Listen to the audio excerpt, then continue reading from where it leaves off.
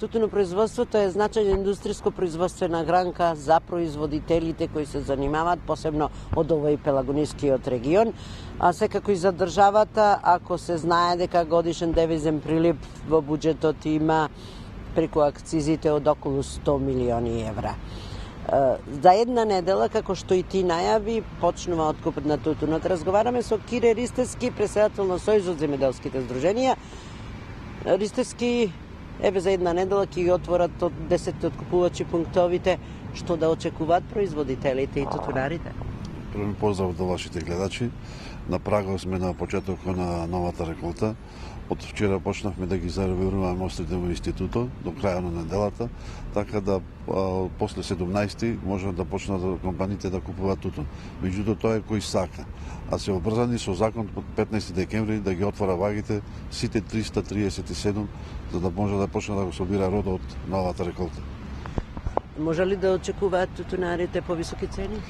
Па со обзир дека сите стручњаци, експерти за тутун кажуваат дека оваа реколта не е далеку поквалитетна од претходните и самото тоа се наметнува дека треба да биде цената и годинашната цена да биде и повисока. Да, говоревме дека е значајна индустријско производствена гранка, меѓутоа од неодамна Македонија е во Европската асоциација на земји производители на тутун. Што значи тоа за производството и за нашата држава? Да, точно е тоа. Станавме полноправни членки на Европската асоциација на земји производители на тутун.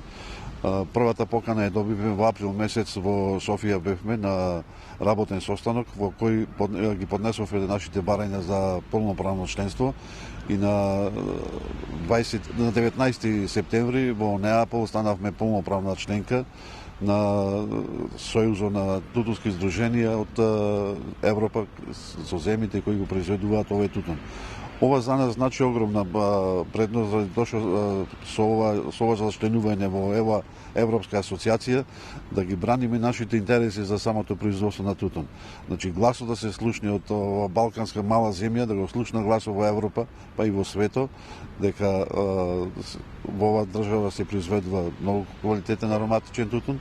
Со тоа даваме за право да знаење да ќе го продолжиме тутуно и нашите производители да бидат сигурни дека оваа култура уште години ќе се произведува на овие простори. Наскоро треба да бидеме и во Светската асоциација на членка на земји производители на тутун.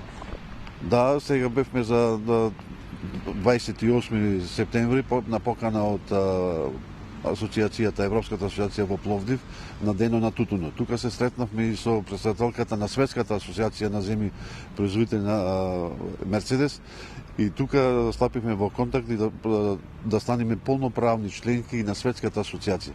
Така да во наредната година во септември месец очекуваме да со полно право очекуваме да го организираме конгресот на Светската асоциација и да станеме полноправни членки и на Светската асоциација исклучиво на земјите кои производат ароматичен тутун. А со тоа даваме до знаење дека вистинска ова култура и треба на оваа земја, меѓутоа и треба и на света.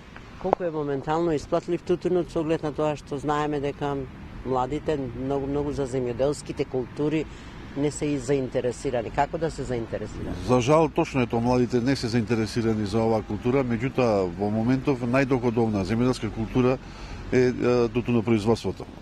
Така да би апелирал до младите да почнат да го работат тутуно поинтензивно, ради тоа што вистина е многу доходовна култура и со тоа има и подобар живот. Што би рекле пред почетокот на откупот на тутунот? Па ние сме спремни пред почетокот на откуп, спомнав пред малце дека годинава рекордно високи ваги, има 337. Ние сме спремни за откуп да ги покријаме сите ваги и очекуваме дека ќе биде се во најдобар ред да бидат задоволни и откупувачите, меѓутоа треба да бидат задоволни и тутунопроизводителите. Благодарам Ристевски, им посакуваме успех и повеќе пари на тутунарите, се разбира. Посакувам успех да биде успешна реколтата, да биде се во најдобар ред. Така, ако се плати добро тутунот, секако ќе може да го планираме и за до година. Тоа беше Кире Ристевски, претседател на Сојузот на земјоделските здруженија и говоривме на многу актуелната тема, посебно за овој регион, тутунопроизводството и за целата држава.